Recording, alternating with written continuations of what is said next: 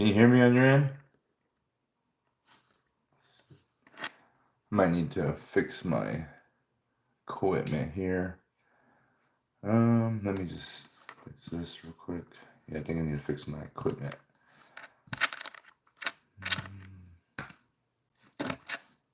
Test 1 2. Test 1 2. Okay, I can hear you now. Can you hear me on your end?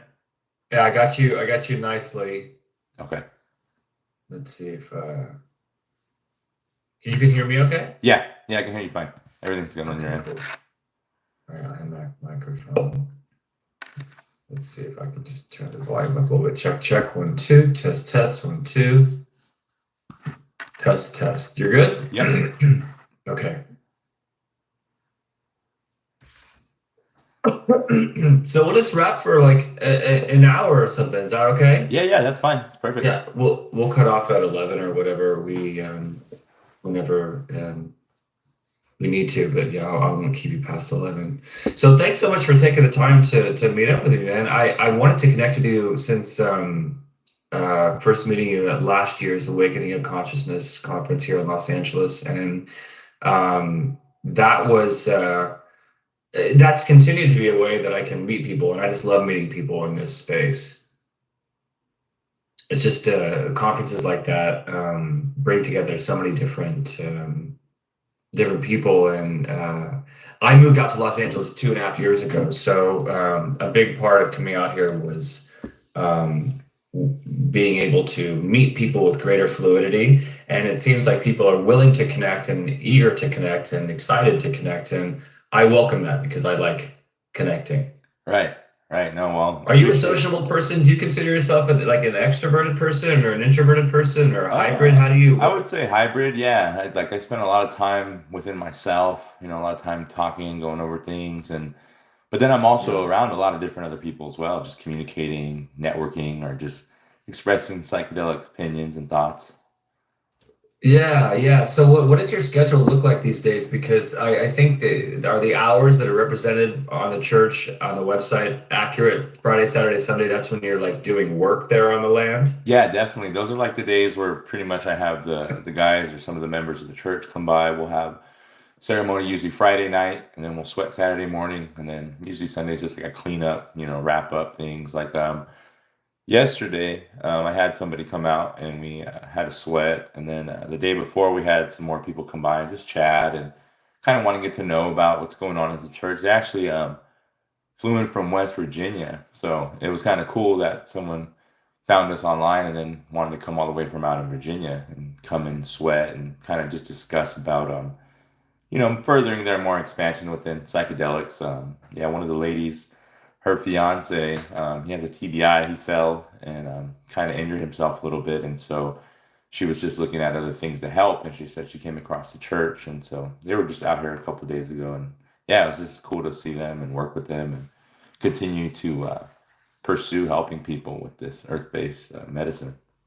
Yeah, I'd imagine that you've done a fair bit of consultation, I guess is probably a decent word to use in terms of because your church has been around for 3 years? Since 2019, yeah, about 3. Oh, 19, okay. 4 years, yeah. Have you spoken with other people who have a desire to execute the same kind of model and like help them orient like what was entailed with you getting going and expectations? Yeah, I've definitely talked to some certain people. Like there is this native group that's working out in Oregon, and they're going kind of based off their model and what they have up there. But they were saying that they didn't really like the model and some of the ways that they were doing the things out there, because they're discussing how the way they do their psychedelic therapy and whatnot out there is like it's real kind of like hold your hand and very like policy oriented and whatnot, and it's not necessarily so much freedom to the person or to even the facilitator. So she was just explaining how the model here, at the church, if we can, help them as far as give them ideas or get them into the routes of, pursuing into getting their own facility, because they want to create like a, not necessarily a sober living, but like a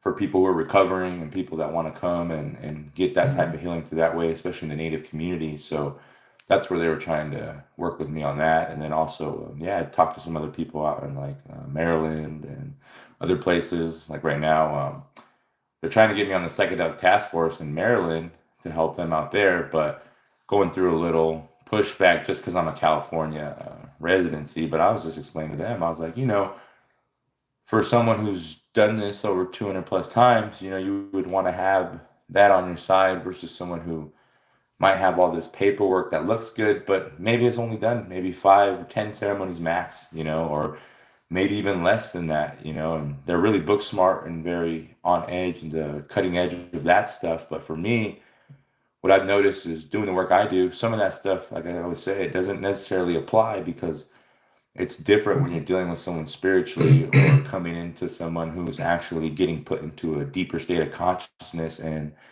doesn't necessarily know what it is about. And you trying to be to the book and explain to them while they're going through the medicine or whatnot, it's like it's either not going to register or they might not even know what you're talking about. Versus, the church, we talk about things more in a layman terms, as they say, but also just simple, whether we're talking about the spirit, the fire, the medicine, each other, the community.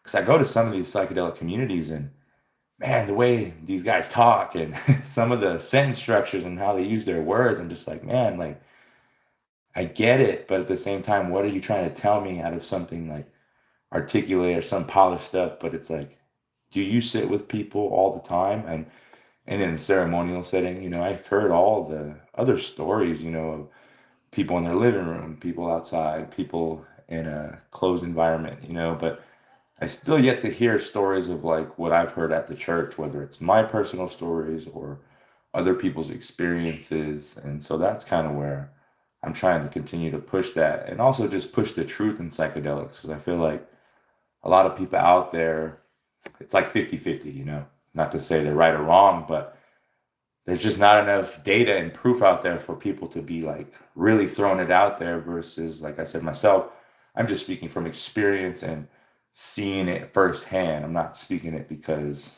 I'm listening to all these other people. It's like I actually see it and seeing it with my own eyes and seeing other people and how they act and go about this versus the other model where I've heard many stories, people say they had bad experiences. People say they didn't get anything or people felt abandoned, alone, people felt even farther away from themselves. Like, so to me, I'm like, I don't know what's going on out there if, everyone's talking about all this good stuff, but yet if you pull the curtain back, there's a lot more other things that are not necessarily negative, but they're not as positive as everyone's making it either.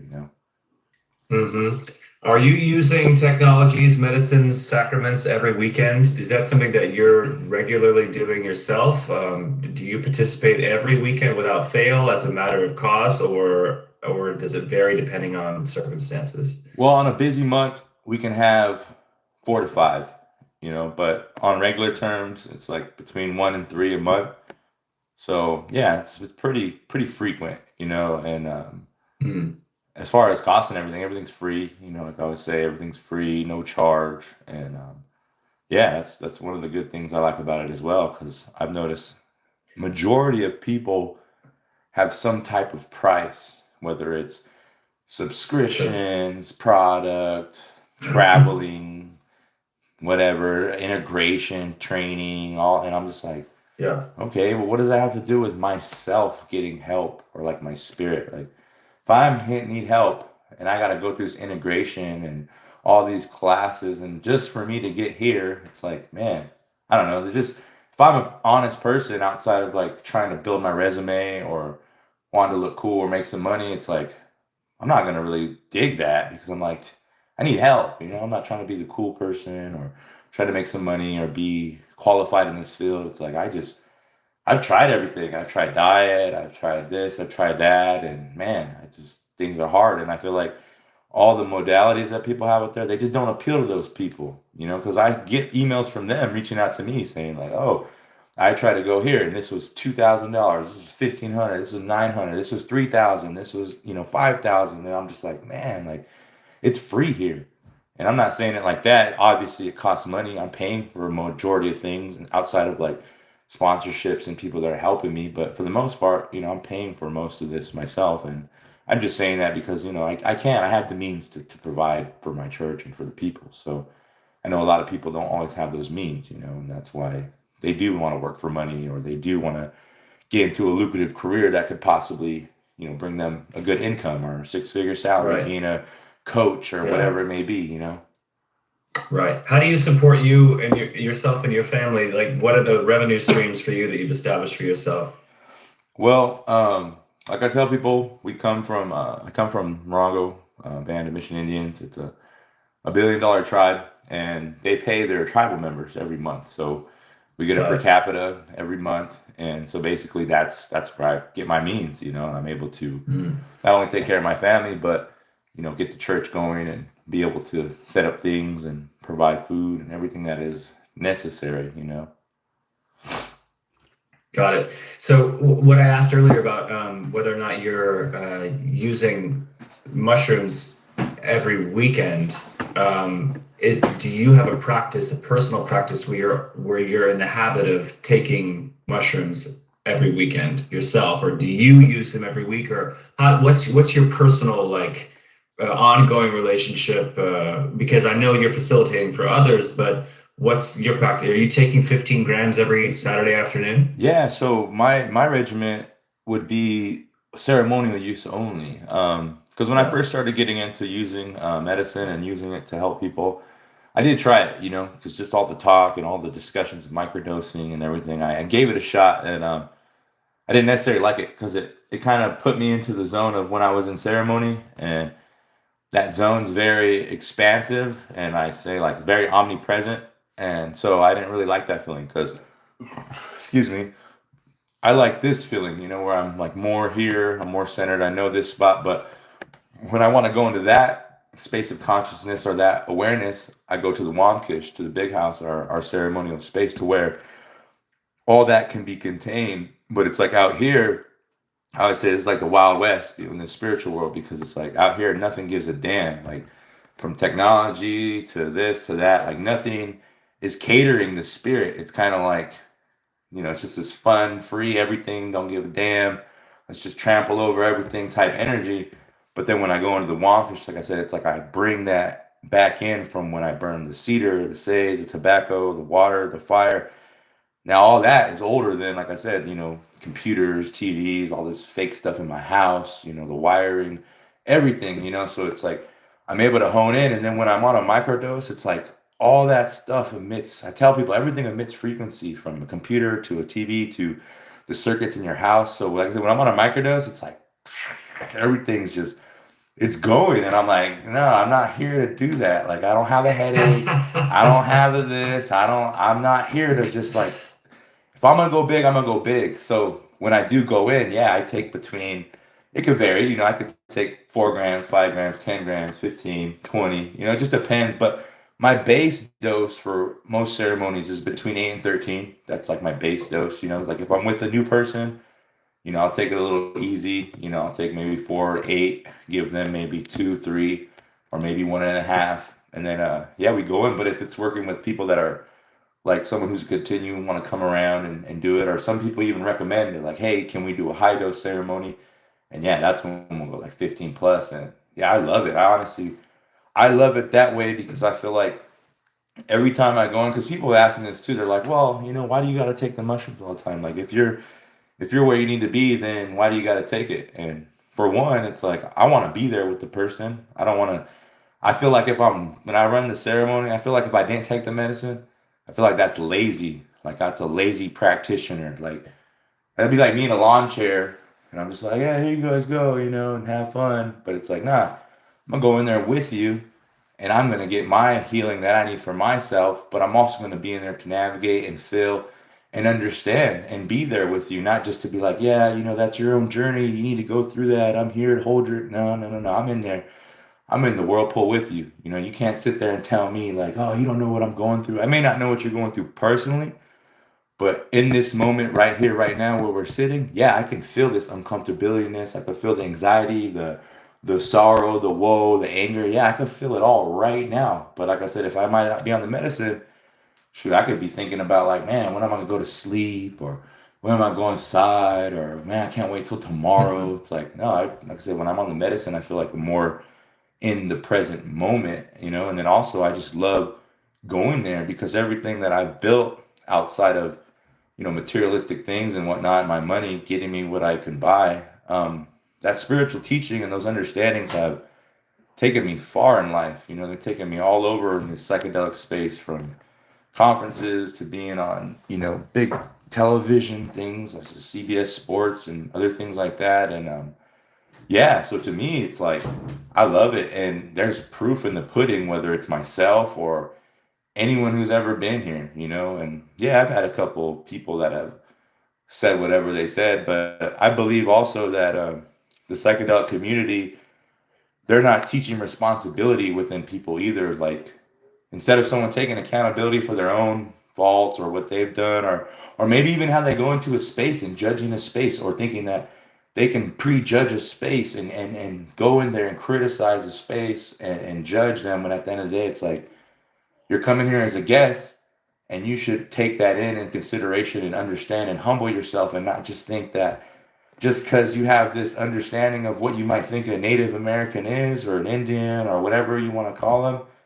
We're not that, I tell you that. And so I've noticed that. So I made a video the other day. I was like, there's native racism in the psychedelic community, whether people want to admit it or not. And I love the people that like natives, but the ones that don't, I see it. I see when I come in the room how people act, or even when I discuss these topics, it's like people don't want to hear it. But if I was talking about going to a party, having a ketamine in the back, and you guys want to have some MDMA and some acid, man, people love that. And I'm not saying it's right or wrong, but people are where they're at, and people are where they want to go. But when you start talking about seriousness and ceremonial, and everyone's saying, oh, let's help the indigenous, this, and I'm like, but what does that mean when you're doing your own people that or you're just doing it from like a different perspective, but you're not including natives? I'm a native right here who is probably doing some of the most invasive work with these psychedelics in Southern California.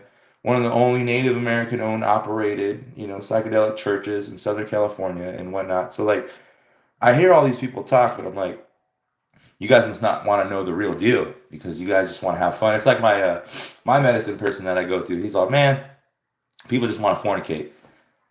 People just want to fornicate, and in all different ways, not just that specifically, but people just want to get out, and they don't want to do nothing. Yeah. They want to forget their problems. They want to. Yeah. No one really wants to heal. That's what he was saying. Yeah. Like, you're gonna just see so many people that come through your space, but he was just explaining to me, as long as you keep it wholesome, that's good, because no matter who you are, someone's always looking for a community. Someone's always looking for a place to, like, in a way, he was saying, like, rest their head, kind of like get away from their troubles, and provide them a space where they're welcomed. And because some people can go places and they're not welcomed, or they're not, come with friendly arms, or maybe their life's not as good as they're making it. Maybe there's a whole facade and they're just trying to be better. They're trying to be good. So he was just saying, make the space welcoming and open, and you're going to get people that are, there for BS. But he's like, if you keep it honest, you're going to see those who are real, and those that are going to stick around and continually to want to grow and learn. And that's what I'm seeing. I've seen those that have come and gone, but then I'm seeing the other group of people that want to learn, that want to listen, that want to engage, that want to understand beyond what they think it is. You know what I mean? And to me, I love that, because it's like, that's why I'm here, to bridge that gap. Because I know outside of the whole charade of psychedelics, people do want to get their spirit aligned. People do want to mentally get their mind right. People want to get their body aligned and healthy and understanding. So that's also what pushes me to keep going despite the whole party of psychedelics. It's like, I know there's genuine people out there who want help and want to expand their consciousness, or just their well-being, or even building a connection spiritually, So that's where I love that that's there. Yeah, thank you. I feel like, just in my time of being a journalist in this space and observing this landscape evolve, and going to different conferences, having different conversations, and being in different gatherings, parties, etc. There's different approaches to what's actually happening. And I think some of the stories in the addiction recovery space with regards to psychedelic work are some of the most immediately affecting, compelling, and appealing to me, because those people are really showing up And desperation is not really the only word to use, not maybe not the best word to use, but they're showing up with an antithetical purpose. It's an antithetical to partying, and it's not celebrating as much as recognizing a dire need and making a commitment to go through this process, which is not necessarily pleasurable, because maybe they made choices that at one point in time were pleasurable, but quickly became not so. And so those people, I think, are showing up with a lot of intentionality, a lot of consideration, and I think it's a different story. I do think also that in presence, like I love that you're happy in this density and that there's work to do here, and then the space that you go into for the ceremonial work is very intentional, and you want to be fully there, and while you're here, you're fully here. I think that people are really encouraged to be checking out all the time, whether or not that's like using cannabis on a daily basis to, or a different kind of medication that's prescribed, or technology, or food, or whatever it is, right? Like, presence is really, really, really precious, right? Like, presence is very, very valuable, very sublime, for real. That's why when you have like deep connections with like your children or your nieces and nephews, your family or your partner or whatever, what a beautiful, powerful, incredible thing to be able to actually have connected presence with somebody else. And I always, when I talk to people about, I never planned on working in this space. This just kind of happened, like that. The opportunity came to me, and it appeals to my creative, empathetic, intuitive, spirit feeling to be connecting with people on conversations around consciousness, psychedelic, healing, growth. I always, when I talk to people about, I often bring up, well, back in the day, or in smaller communities, or when time allowed for communities to be smaller, and there were medicine women and medicine men who they knew the tribe, they knew the group, they knew the people who they lived around. So part of the, if it's not, I hope it's not inaccurate to say that part of the work that was being done came from a deep knowing and a deep seeing and a deep understanding of the person, and all that's entailed, because there's so much entailed with being a Right. person, And just with being being like a you were human. saying, like being present, like being there, like in those old times in smaller communities, it's like they didn't have to necessarily worry about going to work or going here. Like I said, in the times of hunting, it was like, okay, we're gonna gather these men and we're gonna go hunt for these kids, these women, these elders, and we're gonna come back, and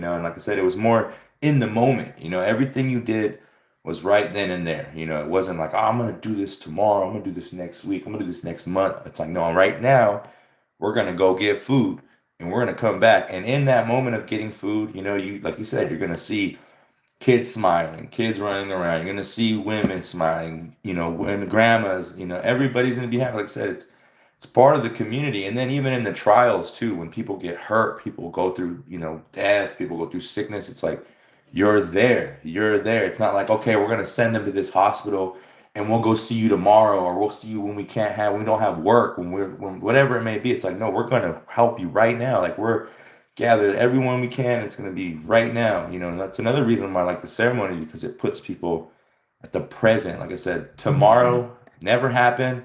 Yesterday already happened. In reality, they're not real. But right here, right now, is the only reality that's going on right now. And that's kind of what I think also too, is just the smaller communities put people more at the present, because they actually had to be involved with people's lives, and they had to check up on people and ask, like, hey, how's the bread maker? How's this person? How's this person? How's that? Whatever it may have been in that community, shoemaker, anyone, whoever it was, you best believe they're checking on each other or keeping it in that moment. It wasn't going through a text or an email. It was Mm. like face to face, like, hey, what's going on? And like I said, in those, you could see people's facial expressions, body language. So I just think it was more in tune to people, human Yeah. presence.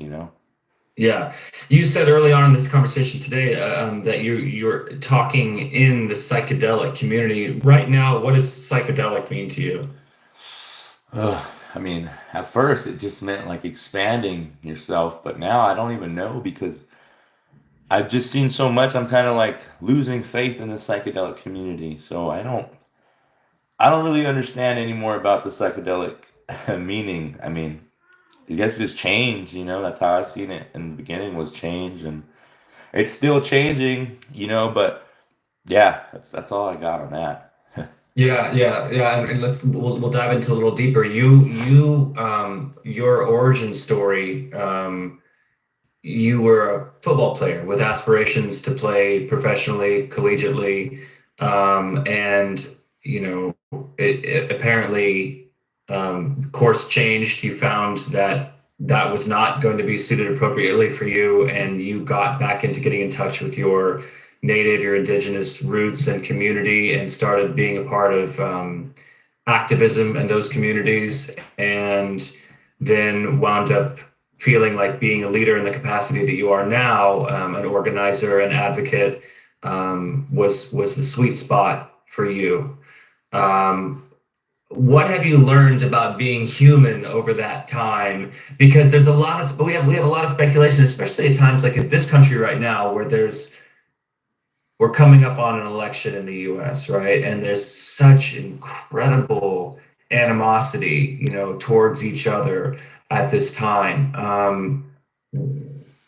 And that can make you wonder, what is this human experience? Like what's the value of it? Like some days you can feel like this is an incredible gift and a miracle to have become human, or maybe some days you think this is just a garbage routine and there's no point to it and it's just depressing and objectively nasty.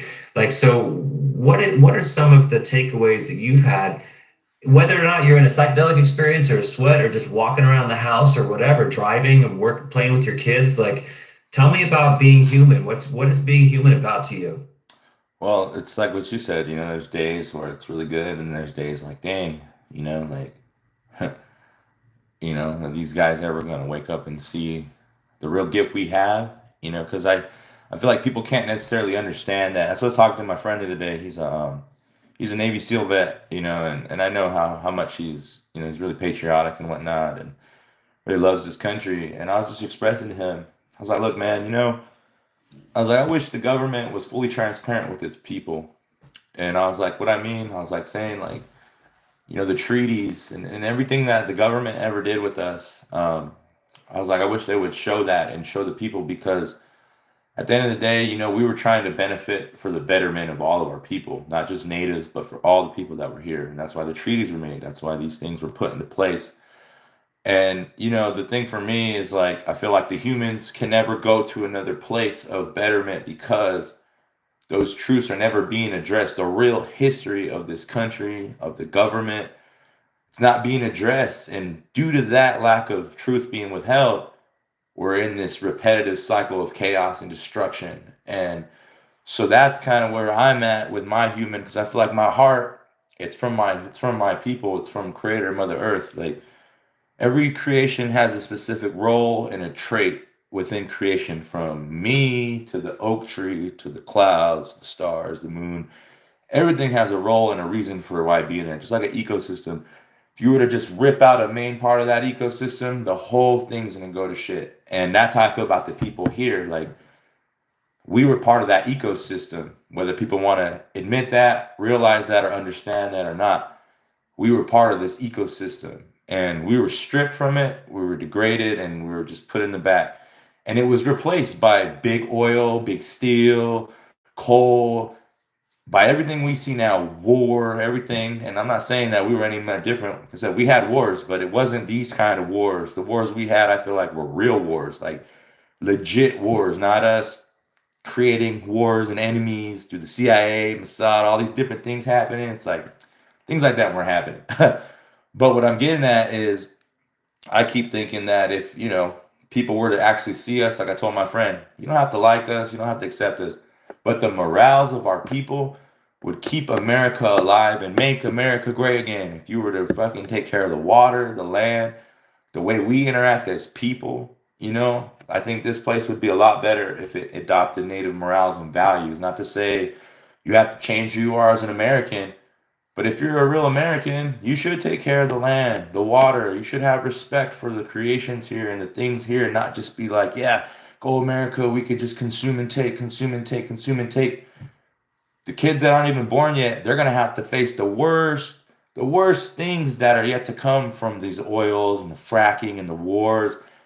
And that's what I mean. That's all due to, I feel like, America throwing away Native American values and traditions and cultures. Like, even the ceremonies itself, like I keep saying, they teach you how to understand and respect the earth. Like, you go through American school system, college system, whatever, how much of that teaches you to respect the land you walk on? How much of that education gives you land respect or respect for creation? It's like, how much of that tells you to respect each other as humans? How much of that tells you how to be right with people or be right with any of those things? It's like, I know when I was going through school and college, ain't nowhere telling me to respect the earth and respect the land and respect the water and the land, and that relationship can better our lives or make life more precious or extend life to a greater beyond. But no, I feel like that's kind of where it's at. Is I wish people would just wake up and see that it's not just a native thing. We're humans. We're all here living now. It's not just, it was never that. It's all of us here now. And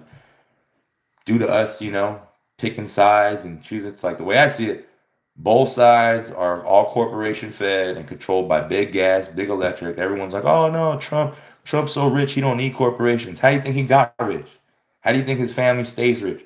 Usually that's through corporations, whether it be oil, whether it be through this, whether it be through that, weapons trade. And there's just so many things that people, but the bottom line is the truth is not being expressed to Americans about what really happened here. And that's why I keep saying, until then, I don't think the American can get over that hump, because they're just going to think this is what we have, which is consume, destroy, at the illusion of progress, you know?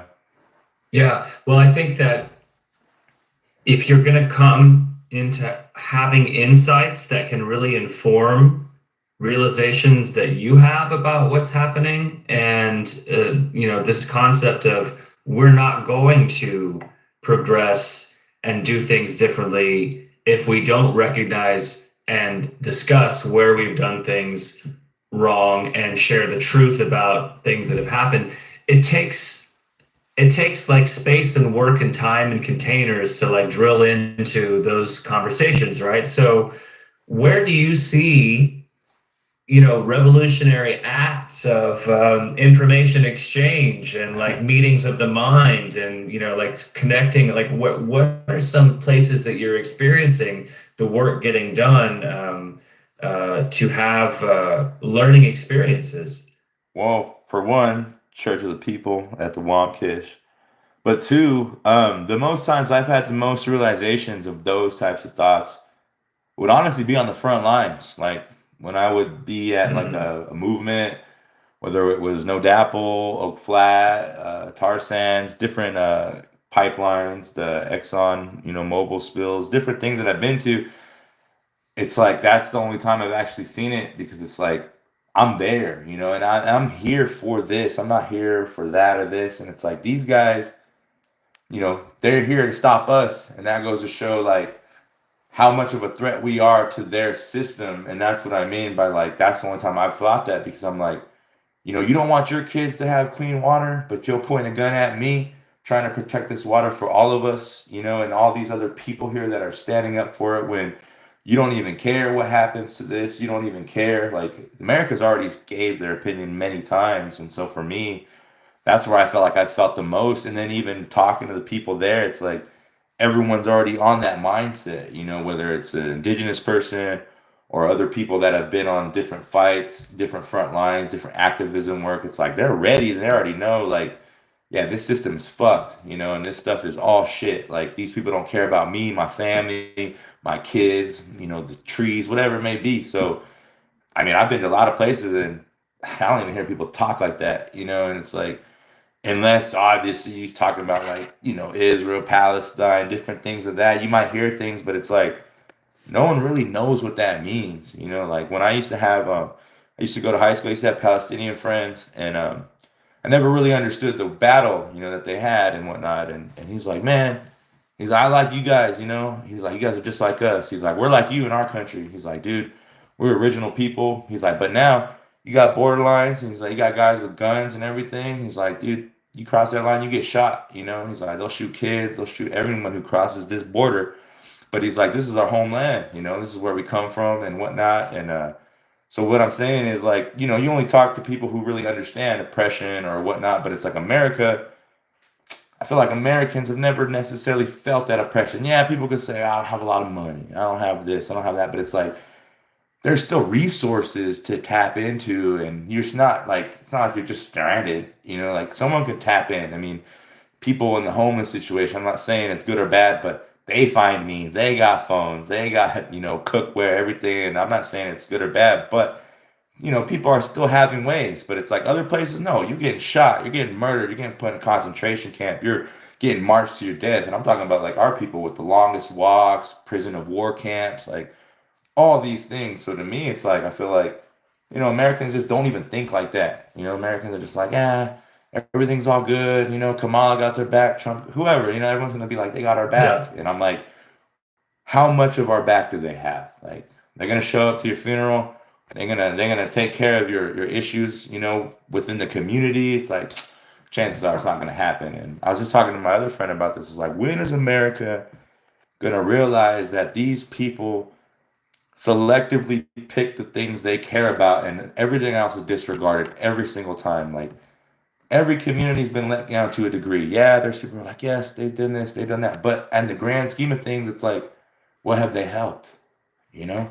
If we're still facing all this racism, all this gun violence, all this everything going on, economic downfalls, everything going to crap, like what have they changed? What have all these presidents changed? What has every single one of them changed? You know what I mean? I don't think they, like I said, if it wasn't for my people being so stern and who they were, we wouldn't have any rights today. That wasn't because of them. That was because of my people knew what we were about and knew what we stood for. But most people now, it's like, what are you going to stand for? What do you stand for? World Series? Hey, it's like, what are you going to stand for? And most people are like, yeah, I don't know. Like I told my friend, are you going to go defend the water right now? It's like, nah, you won't. You probably watch it on a live stream or watch it on Al Jazeera or something like that. You know what I mean? Or some media. So that's kind of why my take on that is just, I don't think a lot of people think like that. And then I also don't think people are harboring those types of spaces because it's kind of uncomfortable for people too. I've Mm-hmm. noticed Mm-hmm.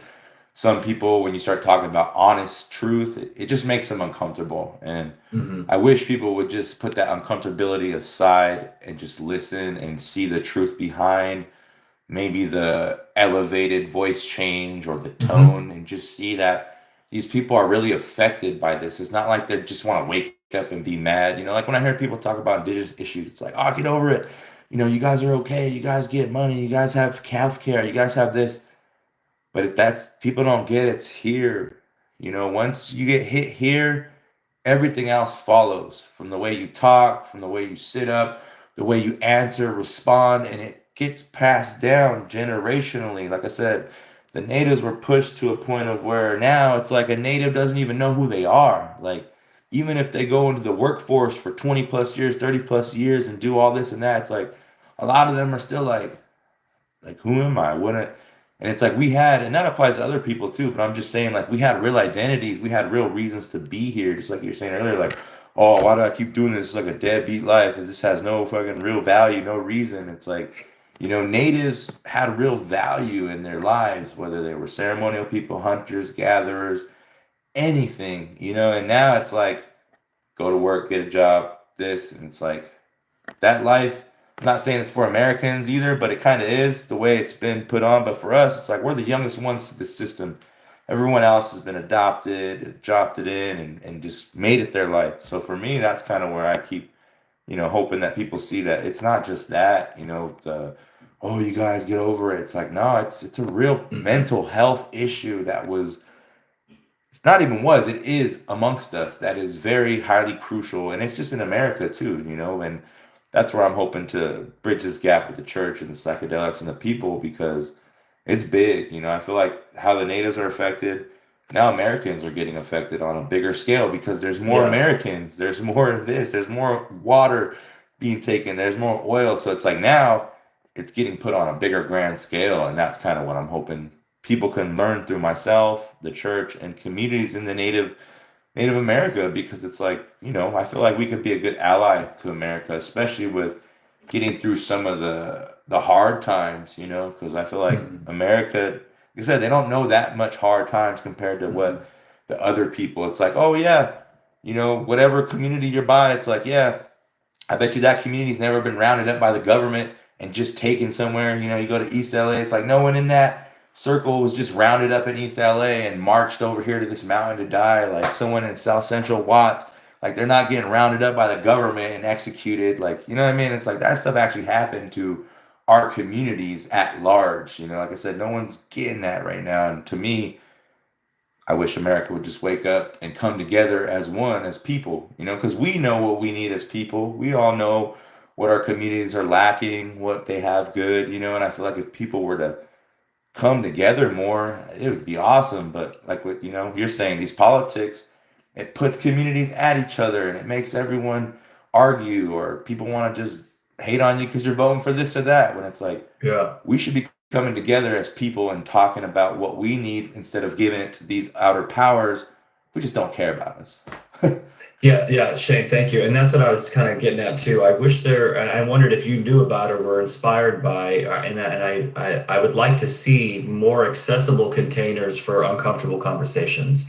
I feel like maybe at some of these conferences that could be worked into more effectively. Like, I like the idea of town halls where people can stand up and share 10 minutes about something that is grinding their gears or deeply troubling them, or that's something they're reeling from, or whatever. Like, let's I always push to have uncomfortable conversations in my own family, and it was not like, it's tough because Right. people get fucking weird. They if you start talking about something that's really perplexing and troubling to you, most people don't really want to hear it, Right. And you got to have empathy, because like it's Or they just think it's you're tough. complaining and they're like, suck it up, quit complaining. Yeah, yeah, right. Sure. Yeah, but like actually being able to empathize and then hold space, like I wonder what we can do to create more accessible, consistent containers. The only ritual I grew up with was Catholic Mass on Sundays, and all the sacraments that entailed growing up in that faith tradition. But like, once I started like feeling differently about, that whole story and that whole world, like I could no longer like participate. But I really wish that we had consistent access to spaces where um, we could discuss our vileness, we could Right. discuss our nastiness and our trouble, Yeah, more that's what my friend was openly. discussing. He's like, man, people should be looking to have uncomfortable dialogue in the psychedelic space, because it's like there's so much BS going on, and everyone is kind of like bypassing that for like, oh, did you read this article? Did you hear so and so? Did you see this new that? You see this new that? But it's like, hey, did you also hear that some of these supplements aren't even mushrooms? Did you hear some of them don't even have real product in them? Did you also hear that some of these people are actually getting sexually attacked? Did you hear that some of these people are creating algorithms to really take out, the true honest people? Like, people don't talk about some of these things. Or talk about how, people are racist in the movement, or people don't like certain people. It's like people don't want to hear that. People are just like, no, all love, all peace. You're being negative, bro. And it's like, I'm not being negative. I want this community to be wholesome. I don't want this community to be a shady piece of shit.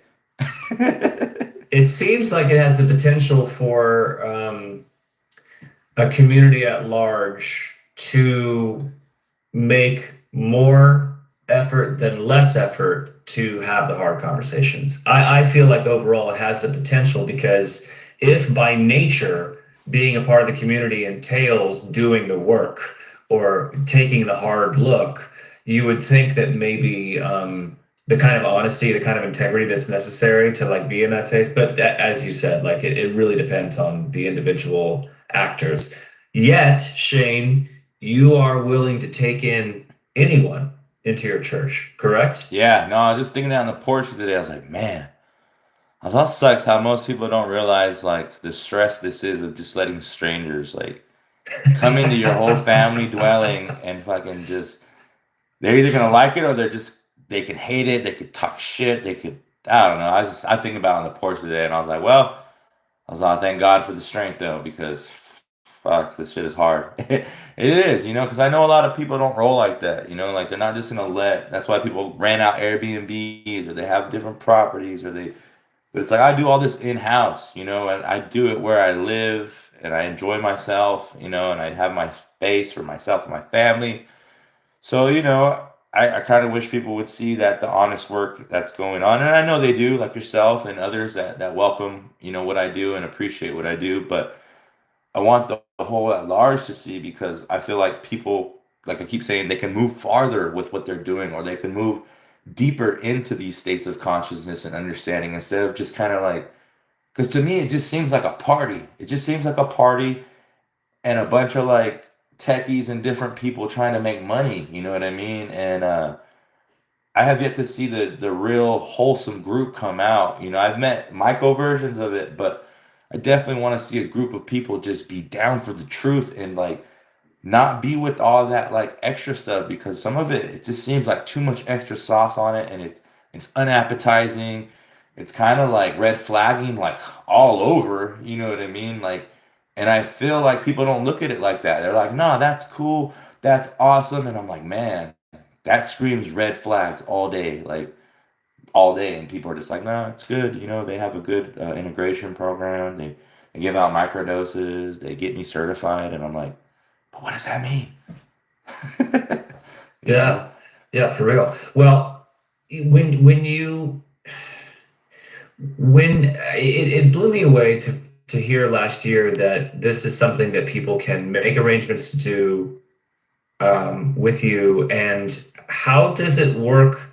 Like if someone is listening to this and they decide that you're someone that they would like to look into working with, and like economically, logistically, can you just kind of break it down for us what the process entails? yeah so I have different processes like there's some people who want to jump in and they'll jump in but then there's some people who I'll just have like a couple exchange of emails and then maybe we'll do a call and just discuss of like what they want to do where they're at if they've ever done psychedelics if they haven't whatever it may be the things they're kind of going through what they're looking to get out of and then basically we'll bring them in for a sweat like what I did with the couple that came from Virginia come in and sweat and get a feel of that because I always tell people in that moment of intensity That's uh, intimidating enough, isn't it, for yeah, a lot of yeah. people? Yeah. And I also want people to just kind of feel the grounds out and the area. Because I've noticed when I do bring some people that I just throw in, most people never been to a reservation. Most people never like seen how the reservation is, whether it be no one keeps their dogs on leashes, no one has this, no one has that. It's just very open. It's like no city lights and no signal out here. So like I notice it throws people off to a degree. Not saying that's all it is, but so when they come sweat, they get familiar, they meet some of the members of the church, and then from there we kind of discuss the deeper questions of whether, they've done it, they want to take a certain amount, or, spiritually where they at, or religiously where they're at. We just kind of go over themselves and they talk and just discuss. And then from there we set up the day of like, okay, well, here are the dates. What's your schedule like? Do you want to come in on these dates or that date? And then from there, that's when we set it up and they come in and then we go through the whole process of gathering the medicine, setting up the ceremony and eating and hanging out and then going in and coming out sweat. And yeah, it's a good process. It's set in motion remotely, and all the work happens in person. Yes. Yes. Yeah. I would like to in the future, but I do, I don't do video calls or anything, but I'll call some people or I'll message them like, how you doing this month or anything happening or what's going on, or would you like to come sweat or just give them little info dates or things like that, videos, things like that. So it's pretty cool, and I like how people, they dig it, people really like the process. And I think people like the direct action of it, like I know some places you can go and they'll be like, all right, hope everything was good. We'll set up a Zoom call next week and we'll go over everything you went through and we'll integrate and we'll do this or we'll do that. But I like that it's all done directly at the moment, because Hmm. I think people get more out of that, versus just sitting there like, oh my gosh, like what happened? They're going home and they're just like, it's good to talk, Yeah. The technology is mushrooms, correct? Yes, yes. Yeah. Yeah, And and are you? that's the other thing too is I know a lot of people stack too. I know so many people stack. And the only thing we stack is tobacco, cannabis, and psilocybin, And one of the things too that I've noticed is this might be off or on topic, but I've noticed no one's talking about how, your body can naturally convert the psilocybin to psilocin and give you that experience. No one's talking about like how that's now just like how you have cannabinoid receptors in the brain and everything. It's like, Mhm. isn't that something that our body can naturally do that to give us that experience? Like that should be more talked about in a natural state because it's like if it wasn't meant to be, it would either poison us or something would happen and it wouldn't. But it's like our body, the fact that the liver can naturally convert that into a substance that can help you within your life, spiritually, mentally, and just at the moment of your brain. That should be really discussed. No one's. I don't think anyone's on that cutting edge of that because to me, I find that very not only impressive but intriguing just to know that our bodies can do that naturally without us having something like acid that had to be chemically altered or MDMA or all these other chemicals that have to be in the lab. The fact that this has doesn't have to be altered in any way. That's amazing. That's really amazing. And no one's talking about that. What do you think is happening when the chemical process occurs, which creates the medicine experience? Like why, why is our understanding of life as we know it, going through the motions, making dinner, like caring for our families, getting work done, doing tasks, why is that kept separate from everything that is at play in the ceremonial experience? Because I think all that's been like it's been like programmed. Like people have been programmed to be like, okay, I gotta get up, make my coffee, brush my teeth, turn my alarm, whatever it may be. Everyone has their own like autopilots, and I feel like the brain itself create just like when you drive, automatically everything's in tune, even though you can turn your radio this, but it's like it has an automatic autonomy to it, and that's what I feel like when you do that, it kind of takes that autonomy off, and now your brain can tap into itself. Like it's not hindered by your habits or your daily routine. It's like now it's like a omni flow. I always tell people you're like an antenna and a receiver. So now, now that you're at this level, it's like, especially with the electromagnetism in your body and all the things going on, the electrical current going on, it's like now you're on the ground, you're around natural things, just like, you interact with things. But I feel like in that moment, you're able to spiritually interact. So someone was telling me the other day, they're like, well, why is it you think you could see patterns and different things? And I was telling them it's a light spectrum. I was like, so everything is on a light spectrum from infrared to X-ray to ultraviolet. And then this spectrum we see. And I was like, when you take psilocybin, I was like, not only do your pupils dilate and allow more light to come in, I was like, but who's to say that now, because your brain is now activating itself, who's to say now you can access different light spectrums? And in that light spectrums, you could see patterns, you could see sacred geometry, you could see loved ones that have passed, everything in between. Because, like I said, now your field of vision is now expanding on a different level. You're seeing different light spectrum. That's why you're able to see these patterns. Because, like I said, if you were to change the light spectrum, you could see things. That's why if you take night vision goggles and people go UFO hunting, you can see things because there's different things at different light spectrums. And that's where I think also the brain just gets activated to its core. And if you know that, if it's in you, it's going to happen. If not, I feel like you can learn it, because it's in our capacity to be spiritually in tuned beings. It's like part of our DNA, our biological makeup to, I feel like, express those ways of communication. Is the point of being alive now to experience reality separated from the rest of reality through a human container? Is it about gleaning lessons by taking human form and being separated from the truth, or is it something that happened accidentally and that we have to evolve back into being the thing that we see when we step out of the thing that we're caught up in? Do you believe that this is an optimal experience chosen for growth that's necessary, or is it unfortunate that this reality is disconnected from the reality that could be revealed in a ceremonial process? Yeah, I think I think it's just the fact of like where we're at with things, like how we do things. But I feel like at the end of the day, it's part of it. Like, because without this body, I feel like it would be bland. Like, because I feel like through the mind and the body, like that's how we experience empathy. That's how we experience all these things. But it's like if we were just straight spirit,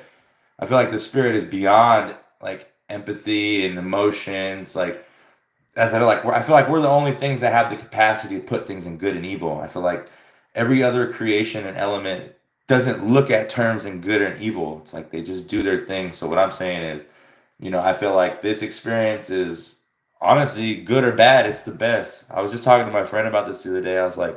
I believe we choose our life before we come here. Whether that be we're way up here or we're way down here. I believe that we all know, like, I always tell people, it's like you kind of sit down with God and you kind of like, you decide, like, what do you want to do? Like, how do you want to express yourself to not only myself, creator, but to the people? Like, how do you want to, like, rub off to them? And I feel like some people choose to kind of be in the dirt. Not a bad thing, because there's lessons in everything. Like there's a lesson in everything from the highest to the lowest. Just like I say, from the king to the bottom, there's emotional distress, there's anxiety, there's anger. Just because you're rich doesn't mean you're prone to life's problems. And just because you're down here doesn't mean you can't experience those things either. So that's what I'm getting at. It's just I believe this is the best experience. This body, this way, the brain, it's like it's one of the best ways to hone it in, and to me, without it, you're everywhere, you're everything. It's all everything, one in everything, everything is all. And so I think this is best experience because you get to actually you move, you can move. Like I said, a tree can't just get up and go get some water, the cloud can't just come down, and I feel like that's why there's always like the Bible and everything. That's why they have that battle between the demons and this, because it's like without this, they're nothing. They just talk in your ear. They just give you insights, and that's how I feel like that's why all these things, the spirits come in, because it's like this is the most precious thing. The body is the best thing you can have here. Not saying in the universe, but in this container of Earth, you're gonna want to have this. You're gonna want to feel. You're gonna want to see. You're gonna want to hear. You're gonna the best things to do sometimes. Like I said, if I couldn't touch, feel, see, hear, none of that, it's like I would have no existence. So through this touch, the sight, the hear, the feeling, the heart, it's like it's giving me the best feeling here. And like I said, even someone who's in the lowest, it's like I'm pretty sure at the time they're still happy that they're able to be there. Even though it might suck, they're probably like still better than being dead. Even if they can't articulate the situation or get out of it. But I still think sometimes somewhere it still clicks like, man, I could still walk, or I could still go out and get my beer, get my fix, whatever it may be. You know what I mean? Or I just think it's cool. Like I would rather be the body. I mean, just ask who wants to die. No one wants to really die. Everyone's like, I love this. I love being here. So, if you want to be here more with Shane in real life, what are the best ways to connect, Shane? And any last things that anyone should know about you and what you're doing? Yeah, it's cool. I like that you asked that because my friend was telling me that. He's like, you know what? He's all, it's good to express people too of like why that relationship with Creator Mother Earth is very important and how it can be beneficial. Because there's been people who've asked me like, I've never done mushrooms, and how do I get more connected, or how do I get more in tuned. And I was like, it's simple. Like, find a piece of earth. Find something that you like, whether it be a hike, ocean, a land, a landmark you like, something of that nature, some dirt, whatever it may be, and connect and feel and be with it and understand that it's there for your benefit as well. It's there for you to breathe and take a breather and relax, or think of yourself more connected to it, because at the end of the day, you're right there with it. And so for me, I would like to share, anyone who's looking to get into psychedelics or in psychedelics, just expand your nature relationship, your relationship with nature, and find more solitude in nature. And I feel like that'll help people be more humble, more nurturing, and understanding in their communities. And if they don't want to do psychedelics, it's nothing wrong with that.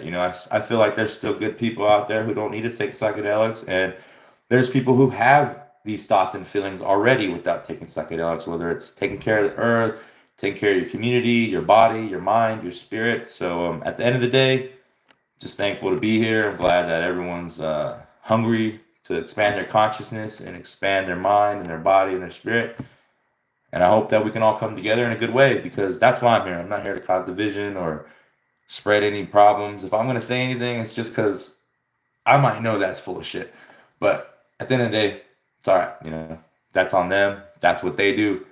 They're going to have to testify to that, whether to the people, to their company, to their sponsors. It don't matter. They're going to have to deal with that, not me. Shane Norte, Church of the People for Creator and Mother Earth, thank you so much. This has been a conversation a long time coming, and hopefully we'll be able to continue this dialogue in the coming weeks and months, man. I'd love to be in touch with you and have you participate, share the messaging on the Mind Band platform as we can make it happen. Definitely, Matthew. Thank you. And I appreciate the time and effort to set this up. And yeah, I would like to maybe in the future write up some points, and maybe we can possibly have, like what we're talking about, an uncomfortable dialogue. Maybe get a couple different people from sides, and maybe we can get a talk or something. I don't know. Let's cool. Brainstorm on it, man. Yeah. That'd be cool. Yeah. Thank you, Shane. Yeah, thank you, Matthew. You have a good one. Good talking. All right. You too, man. Talk to you soon. Yep.